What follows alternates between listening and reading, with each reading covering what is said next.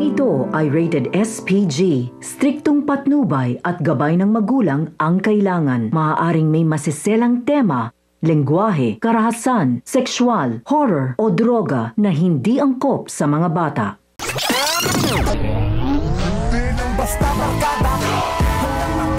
Matapos niyang sabihin ni Boss Divina na ngayong lumalaki na ang kanilang negosyo ay marahil kinakailangan na nila ng mga proteksyon mula sa mga pulis.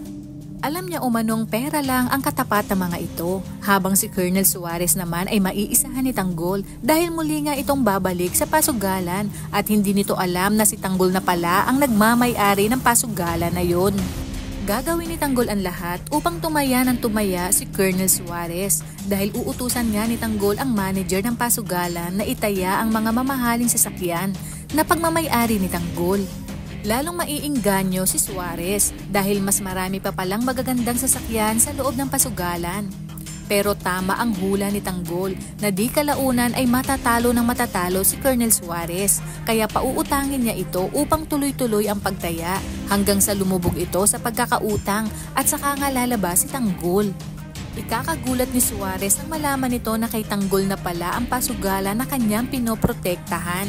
Sinabi ni Suarez na alam niyang na kay Tanggol ang Star of Venus kaya naman ibalik nito sa kanya kung ayaw nitong malaman pa ni General Pacheco.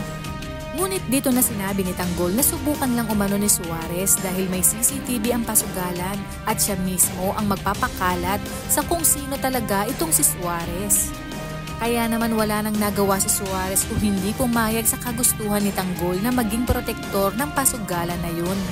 Dumako naman tayo kay Divina kung saan tatawagan na nito si General Ribas upang makipagkita patungkol sa alok nitong malaking halaga kapalit ng kanilang proteksyon. Dito na rin ipapakilala ni Boss Divina si Tanggol kay General Ribas na siyang ikinagulat ni Ribas dahil pamilyar sa kanya ang mukha ni Tanggol. Hanggang sa maalala niya na ito pala ang pinag-iimbestigahan sa kanya dati ni Ramon at dahil tapat siya kay Ramon ay ipapaalam niya dito ang lahat ng impormasyon tungkol kay Tanggol kasama ng buong pagkatao nito. Hanggang sa mabanggit ni Ribas na ang pangalan pala nito ay Tanggol na siyang kapangalan umano ng anak nitong nasa mansyon. Ang ipinagtataka niya lang ay si Marites Dimagi ba din umano ang nanay nito. Kaya naman dito mapapaisip si Ramon tungkol sa pagpapanggap ni David. Dito na niya kaya totodasin si David lalo pat marami ng sakit ng ulo ang dala nito noong mga nakaraang araw.